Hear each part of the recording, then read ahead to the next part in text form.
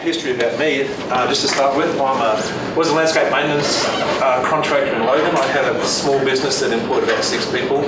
About 9 years ago now, I had a midlife crisis, kept my wife in my house, about to change my career and started as a youth worker with Youth and Family Service.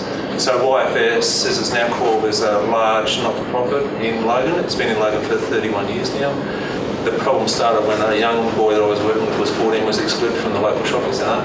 When we paid him money, he was able to walk past a massive security guard with money in his hand and go into the shop and buy something for his mother that he hadn't been able to do. He was always knocking stuff off. That little bugger changed my life, because then it just changed what I needed to do. I needed to get more jobs, to get more money to do what I could do with these kids. So it took about a year and a half.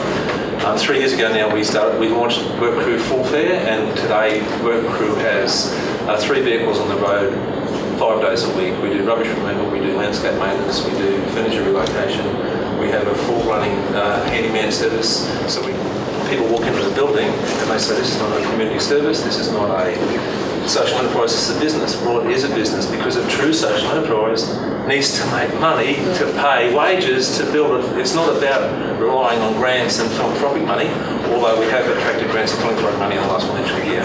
But this year we are on track to break even with a slight profit. All of our employees are 5 years plus unemployed before they got to us. They're on wages, and the business model is pretty simple. How we have everybody is a paid employee, is a supervisor. Everybody below that is there for their own goodwill. So it could be that they work for the dole. It could be their youth justice kid that needed community service orders. It could be the 8 or 9 special schools that we work with that have mini substations in the special schools, and then the kids need something to do when they get to grade 11 and 12. So we teach them in the special schools how to do it at school. Then they've got the work practices they bring to the workshop at Mary Street, and they get real workplace and a real work environment.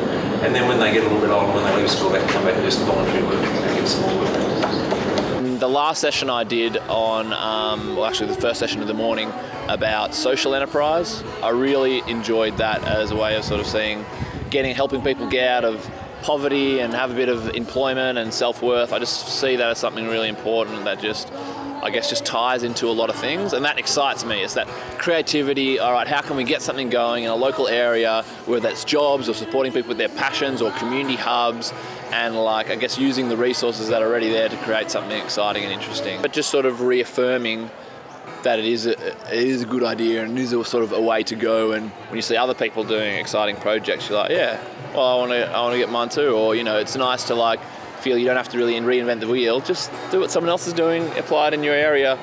If that works, cool.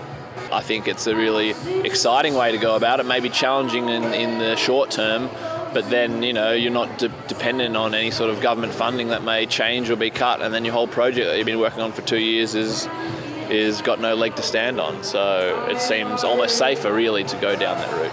Having different revenue streams to support yourself rather than just grants.